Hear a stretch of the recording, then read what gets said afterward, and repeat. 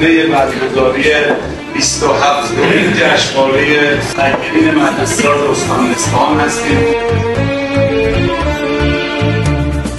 عشق ادامه دارد،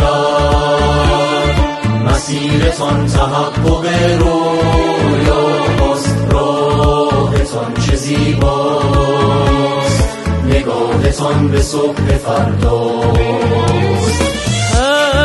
کلاس درسی که با تلاش و عزمتان برپا شد، روزنی برای دعوت بکنم از شخصی که اصفهان رو دوست داره، دغدغش اصفهانه، تا پای جان برای اصفهان ایستاده، حجم بی‌نظیری از وقتشون رو صرف آموزش و پرورش میکنن. دعوت کنم از استاندار محبوب و مردمی اصفهان جناب آقای دکتر جمالی نژاد جانانه تشویقشون کنید.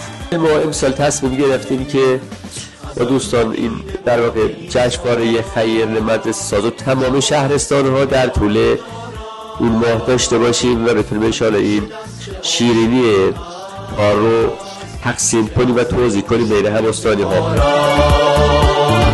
همیشه مدرسه طلوع است، طلوع صبح آشنایی، خوشایند که هستی‌اش را نموده وقت روشنایی. مدرسه سازی جهالتان شد چقدر